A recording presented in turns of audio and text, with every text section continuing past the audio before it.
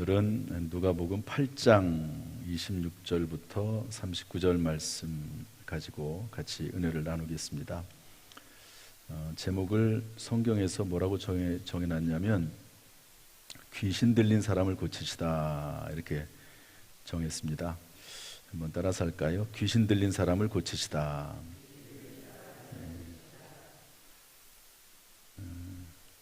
사람은 어디에 속해 있느냐가 참 중요합니다. 또 무엇에 붙잡혀 있느냐가 중요하죠. 내 인생의 성공과 실패를 결정합니다. 또 내 삶의 질을 결정하지요. 우리가 잘 아는 그 사자성어 중에 근묵자흑이라고 있습니다. 이렇게 새까만 거에게 가까이 하면 검어지죠. 굴뚝에 들어가서 청소를 하면 온몸이 이렇게 더럽혀지지 않겠습니까?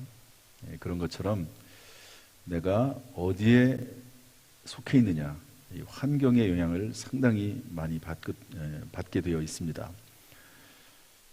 이렇게 오늘 수요일날 나와서 예배드리면 아무래도 말씀을 듣게 되고 기도하고 찬송하게 되지 않겠습니까?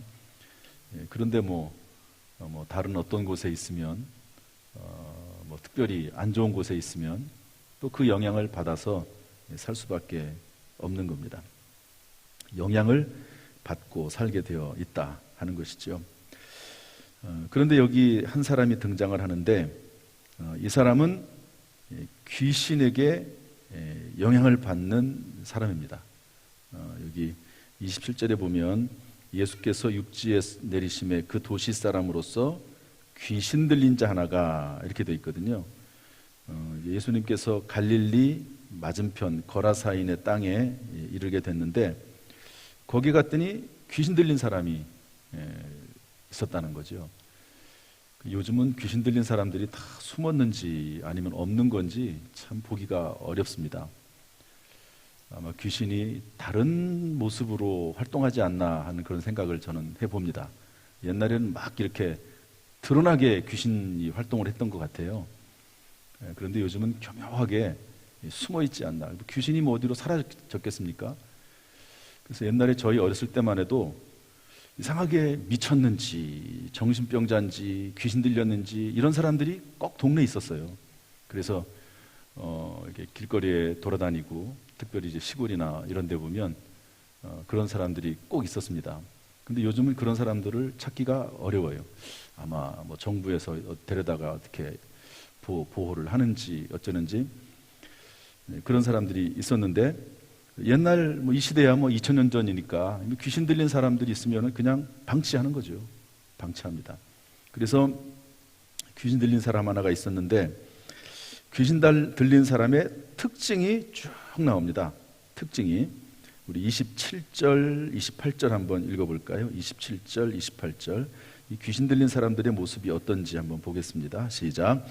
예수께서 육지에 내리심에 그 도시 사람으로서 귀신 들린 자 하나가 예수를 만나니 그 사람은 오래 옷을 입지 아니하며 집에 거하지도 아니하고 무덤 사이에 거하는 자라.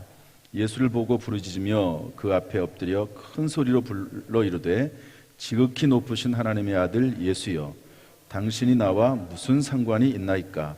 당신께 구하노니 나를 괴롭게 하지 마옵소서 하니. 일단 27절과 28절에 나오는 귀신의 모습은요, 옷을 입지 않아요. 옷을 오랫동안 옷을 입지 않습니다. 왜냐하면 귀신에 이렇게 붙잡혀 있기 때문에 창피한 것을 모르는 거죠. 귀신 들린 사람은 일반적인 도덕적 관념이 다 무너져 버리는 겁니다. 그 창피한 줄을 몰라요. 그래서 귀신 들린 건 아니지만 사람이 후한무치 창피한 걸 모르면 그 사람은 좀 귀신 들린 사람이 아닌가 이렇게 생각도 좀 해봐야 됩니다. 사람이 정상적인 사람이면 이게 부끄러운 줄을 알고 창피한 줄을 알아야 되는데 그런 거를 모르는 거예요. 귀신 들린 사람은. 그러니까 막 옷을 입고 다니지 않습니다. 오랫동안. 집에 구하지 않고 무덤에 구합니다. 집을 막 떠나는 사람들이 있어요. 가출 청소년들. 물론 이제 여러 가지 환경적인 요인에서 집을 떠나는 아이들도 있긴 하겠지만 이렇게 귀신의 영향이 있을 수도 있습니다. 사실은 제가 뭐 지난 주일날 설교할 때 3부 때 어떻게 그 얘기가 나왔는데 우리 교회 집사님 한 분도 우울증에 걸렸는데요. 우울증 현상이라고도 할 수 있지만 이제 집에 가만히 앉아 있으면 옥상으로 올라가라는 거예요. 집에 옥상으로. 그럼 이제 옥상으로 올라갔는데 이제 그 소리를 듣고 따라간 거죠. 그런데 뛰어내리라고. 그런 소리가 들리는 겁니다. 뛰어내리라고. 그러다가 이제 까딱 잘못하면 정말로 뛰어내리는 거거든요. 우울증의 큰 증상인데 그게 어떤 심리적인 요인일까? 반드시 심리적인 요인만은 아닐 것이다 하는 생각도 해보게 됩니다. 또 집을 자꾸 나가게 만들어요. 그리고 사람들이 거하지 아니하는 무덤 사이, 무덤 사이에 거하고 싶은 사람이 누가 있습니까? 그냥 낮에도 무덤 사이를 지나가면 섬뜩하고 별로 기분이 안 좋은데 여기는 무덤 사이에 거하는 거죠. 그 다음에 28절 말씀 보면 예수를 보고 부르짖었다고 되어 있습니다. 놀랍게도 귀신이 예수를 알아봐요. 예수를 알아봅니다. 그러나 예수와 무관합니다. 28절 보면 당신이 나와 지극히 높으신 하나님의 아들 예수여 당신이 나와 무슨 상관이 있나이까? 당신께 구하노니 나를 괴롭게 하지 마소서. 예수가 구원자, 예수가 그리스도, 예수가 하나님의 아들이심을 분명히 알아요. 사람들은 몰라도 귀신들은 압니다. 그런데 그 예수 그리스도와 전혀 무관한 거죠. 그리고 두렵기만 하는 것뿐이다. 그래서 이제 이 귀신 들린 사람들의 모습이 이렇게 나오는데요. 29절, 30절 말씀 보면 또 몇 가지가 더 나오는데 한번 더 보겠습니다. 29절, 30절, 31절까지 한번 읽어보죠. 시작. 이는 예수께서 이미 더러운 귀신을 명하사 그 사람에게서 나오라 하셨습니다. 귀신이 가끔 그 사람을 붙잡음으로 그를 쇠사슬과 고랑에 매어 지켰으되 그 맨 것을 끊고 귀신에게 몰려 광야로 나갔더라. 예수께서 내 이름이 무엇이냐 물으신즉 이르되 군대라 하니 이는 많은 귀신이 들렸습니다. 무적행으로 들어가라 하지 마시기를 간구하더니. 여기 29절에 보면 가끔이란 말이 나옵니다. 가끔. 이 귀신 들린 현상은 항상 뭐 그런 귀신 들린 현상이 나타나는 것은 아닌 것 같아요.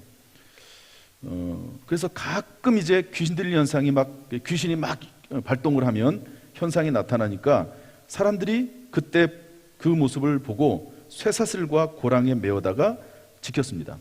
그런데 그것도 끊어버릴 정도의 힘이 있는 거죠. 귀신 들린 사람과 정신병 걸린 사람의 이 차이 중에 하나는요, 정신병으로 이렇게 정신병 현상이 있는 사람들은 대부분 힘이 없습니다. 힘이 없고 자기 의지가 약하고, 그러나 이 귀신 들린 사람은요 힘이 있고 의지가 분명합니다. 주로 이제 악한 의지를 가지고 있는 거죠. 그런데 그 의지가 강합니다. 귀신에게 몰려 그 자신의 의지력을 상실한 거죠. 그러니까 정신병자는 자기 의지력을 가지고 있는데 그 의지력이 약해서 아무것도 못해요. 그러나 귀신에 들린 사람은 자신의 의지력을 상실하고 완전히 자기의 의지력을 귀신에게 내어주고 귀신에게 사로잡기 때문에 귀신의 의도대로 움직이게 된다 하는 것이죠. 30절 말씀 보면 군대라고 하는 말도 나옵니다. 이것은 한 사람에게 많은 귀신이 들어갈 수 있다 하는 것을 알려주고 있습니다.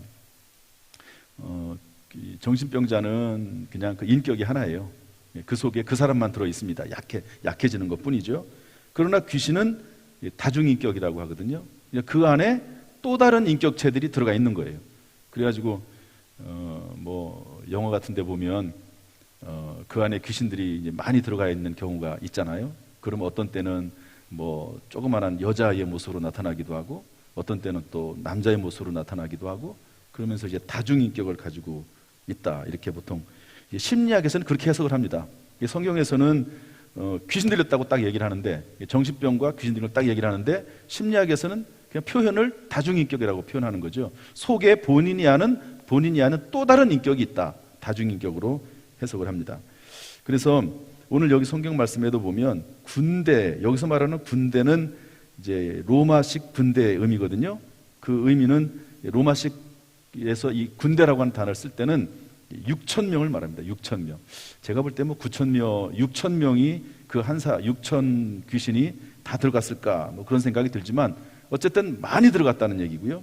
그리고 32절에 보면은 많은 돼지떼가 있는데 이 말씀이 마가복음 5장 13절에서는 2천 마리로 되어 있습니다. 그러니까 돼지가 2천 마리가 있는데 그 돼지떼로 다 이제 본인이 요청을 해서 귀신이 요청을 해서 들어가게 해달라고 했더니 예수님 허락을 하시죠. 그래서 들어갔다 하는 거죠. 뭐 귀신이 2천 귀신이 있었나 뭐 그것도 해석하기는 어렵고요. 어쨌든 한 사람 속에 많은 귀신이 들어갈 수 있다 하는 것을 이야기하고 있습니다. 31절에 보면 무저갱으로 들어가지 말라를 강구하더니 이렇게 되는데요. 사탄, 마귀, 귀신들은 무저갱으로 들어가는 것을 가장 두려워합니다. 무저갱이 뭐냐면 그 말 그 뜻은요, 무저가 뭐죠? 저는 바닥이잖아요. 무는 없다는 말입니다. 그러니까 뭐 헬라어 자체가 그렇긴 하지만 바닥이 없는 깊은 장소를 의미합니다. 악한 사탄, 마귀, 귀신들을 가두는 장소가 무저갱이거든요. 맨 마지막 날에 베드로후서 2장 4절이나 유다서 1장 6절을 보면 맨 마지막 날에 예수님이 이제 그 사탄, 마귀, 귀신들을 이 무저갱 속에 가두게 되는 것이죠. 결국 이 귀신 들린 사람 또 이 귀신들은 자기들의 끝을 알고 있는 거죠. 끝에서 소망이 없는 겁니다. 그러니까 최대한도로 사람들을 미혹하고 그리고 그 사람들도 함께 지옥 백성이 되도록 만드는 역할을 하는 것이 귀신 들린 자의 특징이라고 할 수 있습니다. 제가 지난 주일날 이 이야기를 하다가 시간상으로 얘기를 못했는데요. 하나님께서 도대체 왜 귀신을 만들었을까 하는 겁니다. 귀신을 만들지 않으면 얼마나 좋습니까? 제가 이제 지난번에 우리 방인근 목사님 모셔가지고 또 몇몇 장로님들하고 같이 식사를 했거든요. 그러면서 이제 이런저런 얘기를 많이 했습니다. 그런데 이제 방인근 목사님 얘기하시면서 도대체 귀신을 만들지 말지, 사탄 마귀를 만들지 않으면 되지, 사탄 마귀를 만든 이유가 뭐냐, 하나님이 사탄 마귀 귀신도 만드셨는가, 거기에 대해서 이제 이전에 목회할 때 어떤 분이 이제 그렇게 질문을 하고 이제 답변을 했는데 뭐라고 답변했냐면 이 세상에서 하나님이 만들지 않은 것은 없다. 귀신을 하나님이 뭐 만들었다기보다도 하나님은 천사를 만들었죠. 그런데 그 천사가 나름대로 가지고 있는 의지로 하나님을 배신해서 이 타락한 천사가 귀신 아닙니까? 그리고 찬양을 올려드리는 찬양 천사 루시퍼가 루시엘이 하나님을 배신해서 루시퍼, 사탄, 마귀가 되지 않았습니까? 그러면서 이제 귀신을 만든 이유가 뭐냐, 어쨌든 하나님께서 허락을 했으니까 귀신이 존재하게 됐는데 그 이유가 도전과 응전이다. 사탄 마귀가 있어야지만이 끊임없이 미혹하는 것도 있긴 하지만 그것을 통해서 성도들은 깨어 있을 수가 있다. 늘 깨어서 기도해야 되고 그리고 하나님 앞에 더 가까이 나가게 되고 하나님을 더 부르짖고 찾게 되어 있다. 그렇게 이렇게 해석을 하는 것을 들었습니다. 물론 이제 귀신 들려가지고 완전히 정말 고통당하고 헤어나지 못하는 분들은 안타깝지만 그러나 예수님께서 오셔서 그 귀신 들린 자를 쫓아내시고 해방시켜 주시기도 하십니다. 그래서 이런 귀신 들린 자들이 있고 이런 모습들을 보면서 우리는 깨어 기도하고 깨어 하나님께 더 가까이 가야 된다 하는 것을 알려주고 있는 것입니다. 이렇게 귀신 들린 자의 특징이 쭉 나오는데요. 이런 귀신 들린 자가 예수 그리스도로 말미암아 해방이 됩니다. 우리 36절 말씀 읽어보겠습니다. 36절 이제 돼지에게로 들어가서 그 돼지가 이제 호수에 들어가서 몰사하게 되거든요. 우리 36절 말씀 한번 읽어보겠습니다. 36절 말씀 29절 말씀 한번 읽고 29절 다 같이 읽어보죠. 시작. 이는 예수께서 이미 더러운 귀신을 명하사 그 사람에게서 나오라 하셨습니다. 귀신이 가끔 그 사람을 붙잡음으로 그를 쇠사슬과 고랑에 매어 지켰으되 그 맨 것을 끊고 귀신에게 몰려 광야로 나갔더라. 한마디로 말하면 귀신은 영적인 존재입니다. 귀신을 쫓아낼 수 있는 것은 오직 예수 그리스도의 능력밖에 없습니다. 왜냐하면 여기 보면은요, 사람들이 할 수 있는 모든 수고와 노력을 다 했습니다. 그 귀신 걸린 사람을 묶어보기도 하고, 뭐 그 귀신 들린 사람을 치료하려고 또 어떤 일을 많이 안 해봤겠습니까? 이 동네에 이런 귀신 들린 사람 하나가 있으면 참 동네가 다 시끄럽습니다. 모든 노력을 다 해봤지만 소용이 없는 거죠. 심지어 쇠사슬로 묶어놔도 또 그것을 끊고 도망갈 정도니까. 그러나 예수님께서 이 귀신 들린 사람을 치료하시고 해방시켜 주셨는데 29절 말씀 보니까요, 이미 그 사람에게 명했다, 그 귀신을 명했다고 되어 있습니다. 나오라고 명했다 하는 거죠. 권세 있는, 권위 있는 말씀, 그 예수 그리스도의 능력 있는 말씀이 귀신을 쫓아낼 수 있는 줄로 믿습니다. 글쎄요, 요즘 이 교회들에서 이 귀신 현상들이 나타나기도 하는데요, 참 어렵습니다. 옛날에는 이 귀신 들리면 정말 귀신 들린 사람 데려다가 정말 간절히 기도하면서 이렇게 치료하려고 애를 썼거든요. 그런데 요즘은 귀신 들린 사람들을 교회에다 데려와서 기도한다고 막 힘을 쓰고 이 귀신 막 이렇게 움직이거든요. 막 발악을 하거든요. 그런데 귀신들이 어쨌든 제지를 해야 되잖아요. 그러면 그 순간 어떤 문제가 생기냐면 인권 문제가 생깁니다. 참 요즘은 정말 어려워진 시대가 됐어요. 귀신을 쫓아내는 것도 그렇게 쉬운 문제가 아닙니다. 기도원도 마찬가지입니다. 기도원도. 그래가지고 실제로 뭐 그렇게 되지 않은 이야기죠. 귀신을 치료한다고 막 기도하고 그러다가 이 제지할 수밖에 없거든요. 귀신들을 어차피 붙잡고 있어야 되는 거니까. 뭐 예수님처럼 그냥 능력이 많으셔가지고 그냥 한마디로 이렇게 그냥 귀신이 떠나가면 좋겠지만 그렇지 않는 경우도 많습니다. 뭐 지금은 돌아가셨지만 이전에 이 조영규 목사님이 귀신을 처음 쫓아낼 때 귀신을 쫓아내기 위해서 9시간을 기도했다는 겁니다. 9시간. 여러분, 안수기도 한번 하는 것도요, 이게 보통 힘든 게 아닙니다. 진력을 다해서 기도할 때 힘들거든요. 그런데 귀신 하나를 쫓아내는데 이게 사람이 예수님 같은 능력이 있는 게 아니잖아요. 그러면은 9시간 동안을 땀을 흘려가면서 사투를 벌여야지만이 되는 경우가 있는 겁니다. 그런데 요즘은 귀신들도 잘 숨어 있지만 또 교회 내에서 이렇게 공개적으로 귀신을 쫓아내는 축사 행위를 하기가 참 어려운 때가 됐습니다. 그래서 저는 뭐 그런 일이 있으면 뭐 귀신들을 쫓아내고 막 교회가 그러면 좋겠지만 한국적 상황에서는 많이 어려워졌어요. 그러나 지금도 남미나 아프리카 같은 데서는 그런 데는 좀 괜찮거든요. 뭐 거기 뭐 귀신 쫓아낸다고 누가 뭐라고 하는 것도 아니고, 그리고 아직 뭐 인권 문제가 크게 있지 않아 가지고 뭐 귀신 들린 사람들을 막 제어하고 붙잡고 막 이런다고 해서 뭐라고 하지 않습니다. 그러니까 거기서는 그런 현상들이 참 지금도 일어나고 있습니다.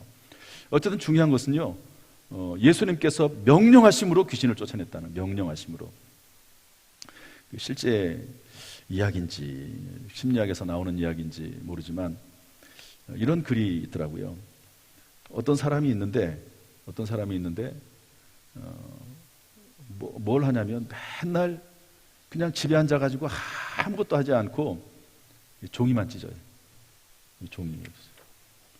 종이만 계속 찢어요. 하루 종일 종이만 찢어요. 얼마나 부모가 볼 때 답답하겠습니까? 종이만 계속 찢는 거예요. 정신병인지 아니면 귀신 들린 건지 종이만 찢어요. 그래서 의사한테로 데리고 갔습니다. 의사가 진단을 쭉 하니까 뭐 나름대로 의사가 진단을 했겠죠. 돌려보냈어요. 그런데 진단을 하고 뭐 치료 약도 줬겠죠. 근데 또 집에 가 또 종이를 찢어요. 이렇게 계속 종이만 찢어요. 하루 종일 종이만 찢습니다. 또 병원으로 왔습니다. 그때 의사가 이렇게 했다고 그래요. 야, 너 종이 찢지 마. 의사 그랬대요. 너 다음부터 종이 찢지 마. 그랬는데 그 다음부터 종이를 안 찢더랍니다. 글쎄 그걸 이제 실질학적인 이야기인지, 그러니까 사람의 이 명령이라고 하는 거 사실은 권세 있는 말이라는 게 있습니다. 제가 보니까 그래요. 정말 있습니다. 어떤 권세 있는 사람이요, 한마디로 딱 이렇게 명령하면은요, 그 명령을 감히 거역하지 못하는, 영적으로도 그런 경우가 있습니다. 그러니까 하나님께서 천지를 창조하실 때 뭘로 창조하셨죠? 말씀으로 창조했습니다. 그러니까 하나님의 말씀이 딱 떨어지면 그 순간부터 천하 만물 자연도 거역하지 못하는 겁니다. 그것이 말씀의 권세거든요. 말씀의 권세입니다. 그 말씀의 권세를 믿지 않아서 그렇지, 그 말씀의 권세가 선포되고 떨어지면 사람의 인생과 운명이 바뀌잖아요. 제가 가끔 말씀드리지만 어거스틴 같은 사람도 마찬가지입니다. 술 취하지 말라, 이는 방탕한 것이니. 술 취하지 말라는 거예요. 방탕한 사람이 누굽니까? 어거스틴이에요. 그런데 그 말씀이 딱 떨어지는 순간 그냥 인생이 바뀌어버리는 겁니다. 말씀이 떨어지는 순간. 이게 말씀의 권위거든요. 귀신 들린 현상에서 해방이 되려고 하면 믿음이 있는 사람의 권세 있는 말 한마디가 참 중요할 때가 있다 하는 것을 알려주고 있습니다. 예수님은 워낙 그 말씀 자체에 계시니까 그 권세 있는 말씀으로 한마디 딱 하시면 그대로 되는 거죠. 죽은 자도 살아나는 겁니다. 나사로도 살아나고 야율의 딸도 살아나고 그렇게 되지 않습니까? 그래서 귀신 들림에서 해방되는 것은 오직 예수 그리스도의 능력으로, 예수님의 권위 있는 말씀으로 된다 하는 것을 알 수가 있습니다. 혹시 우리 가운데 불안한 마음이나 근심, 걱정, 염려가 있으면 물론 그것을 이기기 위해서 막 의지를 발동할 수도 있어요. 의지를.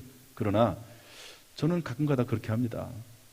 스스로에게 명령을 해요. 내 안에 있는 모든 근심, 걱정, 염려, 두려움은 나사렛 예수 그리스도를 명하노니 떠나갈지어다. 이렇게 스스로에게 명령할 때가 있습니다. 스스로에게.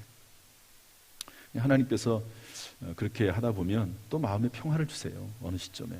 그래서 그러고 나서 막 격동이 일어날 때를 넘어갑니다.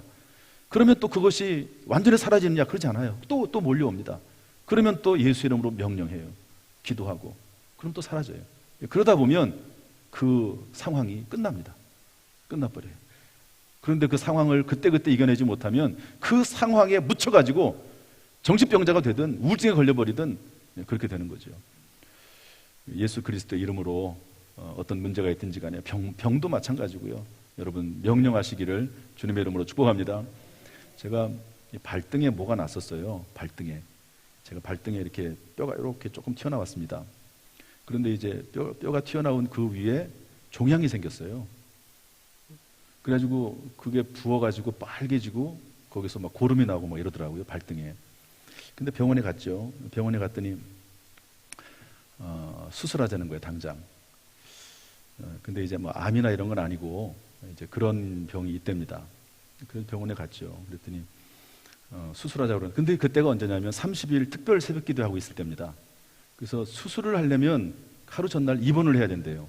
입원을 하면 그때는 코로나가 막 그때만 해도 움직일 수 없는 때이기 때문에 그냥 아침에 나와가지고 새벽 예배 설교하고 들어가면 되는데 그게 안 된다는 거예요. 그럼 이제 하루를 빠질 거냐, 특별 새벽기도 기간 중에, 아니면 끝나고 수술을 할 거냐, 그때까지는 고름이 나든 뭐가 어쨌든 참고 할 거냐. 그렇게 하다가 제가 새벽기도를 안 빠지기로 결정을 했습니다. 그리고 이제 30일 새벽기도회를 계속 한 거죠. 그리고 이제 발등을 향해서 계속 이제 명령하면서 기도하는 거죠. 어쨌든 수술하기 전까지, 특별 새벽기도 끝나기 전까지는 이게 너무 아프면 안 되잖아요. 이게 많이 아프거든요. 막 퉁퉁 붓고 고름이 나고 이러니까 얼마나 아픕니까? 그래서 어쨌든 그걸 참으면서 특별 새벽기도회를 마쳤어요. 근데 마칠 때쯤 되니까 이게 안 아픈 거예요. 견딜만 해요. 그래서 조금 더 지났네요. 그랬더니 어떤 일이 일어나냐면요, 그 안에 이렇게 쉽게 말해서 종양이라는 게 이게 자기 살이 아닌 일반적인 세포가 아닌 그런 세포들이 막 만들어진 거거든요. 그런데 그게 떨어져 나갔어요. 희한하게. 저도 희한하더라고요. 떨어져 나가 버렸어요. 그래가지고 이게 지금은 이게 뭐 전혀 통증이 없는 그런 상태가 돼버렸어요, 발등이. 그래서 이런 경우도 있습니다. 30일 특별 새벽 기도에 어쨌든 저도 빠지지 않으려고 애를 썼더니 하나님께서 불쌍히 여기셔서 그렇게 하지 않았나 하는 그런 생각을 해보게 됩니다. 귀신 들림 현상뿐만 아니라 모든 현상들이 마찬가지입니다. 오직 예수 그리스도의 권세 있는 말씀으로 되는 줄로 믿습니다. 사람들의 반응이 나와요. 사람들의 반응. 우리 34절 말씀 읽어보겠습니다. 34절, 35절까지 읽어보죠. 시작. 치던 자들이 그 이루어진 일을 보고 도망하여 성내와 마을에 알리니 사람들이 그 이루어진 일을 보러 나와서 예수께 이르러 귀신 나간 사람이 옷을 입고 정신이 온전하여 예수의 발치에 앉아 있는 것을 보고 두려워하거늘. 치던 자들은 돼지 치는 자라는 사람들을 말합니다. 돼지가 2,000마리가 한꺼번에 물에 빠져 죽어버렸거든요. 그러니까 치던 자들, 이 치던 자들은 여러분 유대인들은 돼지를 치지 않습니다. 왜냐하면 돼지를 먹지도 않기 때문에 돼지 치지도 않습니다. 그래서 탈무드에 보면 이런 말이 있습니다. 돼지를 기르는 자에게 저주가 있으리라. 그러니까 자기 주인이 아니에요. 이 사람들은 자기가 주인이 아니고 이방인들입니다. 그냥 돼지를 쳐주는 그런 사람들이라고 볼 수 있습니다. 자기 돼지도 아니니까 다 죽어버렸어요. 도망가는 거죠. 그냥 도망갔다는 거고요. 35절 보면 사람들이 이제 동네 사람입니다. 그 이루어진 일을 보러 나와서 예수께 이르러 보니까 귀신 나간 사람이 아까는 옷을 벗고 있었는데 옷을 입고 있네요. 정신이 온전해져 가지고 예수의 발치에 앉아 있는 것을 보고 두려워했다고 되어 있습니다. 그리고 37절에 보면 거라사인의 땅 모든 백성이 크게 두려워하여 이렇게 되어 있습니다. 여러분 두려움에는 두 가지가 있습니다. 첫 번째는 공포가 있고요. 두 번째는 경외가 있습니다. 그러니까 하나님을 믿는 사람들은 하나님을 두려워하지만 하나님을 경외하죠. 그러나 하나님이 없는 사람들은 하나님을 두려워합니다. 공포스럽게 생각합니다. 차이가 있는 거예요. 큰 차이가 있는 겁니다. 우리는 하나님을 공포스럽게 생각하지는 않잖아요. 하나님이 아버지시고 물론 하나님을 두려워하지만 우리는 또 하나님을 사랑하거든요. 그런데 이 사람들은요, 예수님의 모습을 보고 공포를 느끼는 겁니다. 그래서 예수님이 떠나가도록 그렇게 요청을 하는 것이다. 여러분, 하나님이 없는 사람들은 이런 기적적인 현상을 봐도 하나님을 두려워했지 하나님께 나오지를 못하는 거죠. 그러나 요한복음 1장 12절 말씀 보면 영접하는 자 곧 그 이름을 믿는 자들에게는 하나님의 자녀가 되는 권세를 주신다고 했습니다. 저와 여러분은 예수 그리스도를 영접함으로 하나님의 자녀가 된 줄로 믿습니다. 38절에 보면 귀신 들린 사람의 이야기가 나와요. 그러니까 잘 보세요. 돼지 치던 자들, 그리고 그 말을 돼지 치던 사람들의 말을 듣고 나왔던 사람들, 그 다음에 그 근방 모든 백성들, 그리고 실제로 귀신 들렸다가 귀신이 떠나간 그 사람 어떻게 되어 있죠? 한번 읽어보겠습니다. 38절 39절 읽어보죠. 시작.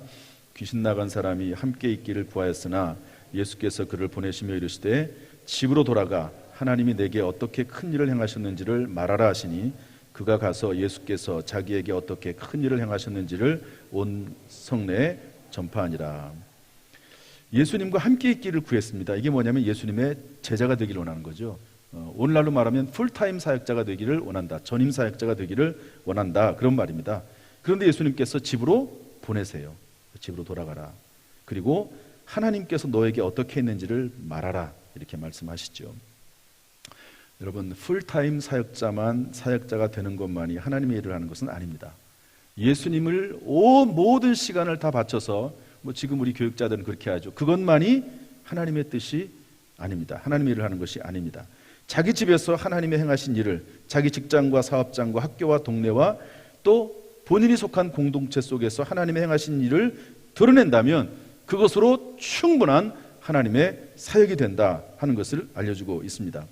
풀타임 사역자가 되는 것은 분명한 하나님의 콜링 부르심이 있어야 됩니다. 또 물론 다른 일도 마찬가지입니다. 어떤 직장도. 그래서 루터나 칼빈 같은 분은 직업 소명설이라는 얘기를 했습니다. 각자 교육자도 목회자도 하나님이 부르신 소명이고 그리고 직업 속에서 하나님의 영광을 나타내는 것도 하나님의 소명이다. 여러분, 다 목회자가 되면 어떻게 세상에서 사람들을 전도하겠습니까? 그럴 수가 없잖아요. 그래서 직업 소명서를 종교개혁하면서 이야기를 했습니다. 옛날에는 신부만이 거룩하고 고귀하고 온전하다고 생각을 했거든요. 그러나 종교개혁을 하면서 16세기 루터, 칼빈 이런 분들이 그게 아니다. 모든 직업은 하나님의 부르심이 있다. 그곳에서 하나님의 영광을 드러낸다고 하면, 하나님의 영광을 위해서 일한다고 하면 그것이 바로 하나님의 콜링, 부르심이다. 이렇게 말씀을 했습니다. 말씀을 마치겠습니다. 예수님을 만나면 더러운 귀신 들린 인생도 회복됩니다. 따라합시다. 예수님을 만나면 더러운 귀신 들린 인생도 회복된다. 35절에 그렇게 되어 있습니다. 귀신 나간 사람이 옷을 입고 정신이 온전하여 예수의 발치 아래 앉아 있는지라. 여러분, 그리스도 예수 안에 있는 것을 감사할 수 있기를 주님의 이름으로 축복합니다. 앞으로도 계속 그리스도 예수 안에, 힘들수록 오히려 그리스도 예수 안에, 항상 그리스도 예수 안에, 말씀 안에 있는 저와 여러분 될 수 있기를 주님의 이름으로 축복합니다.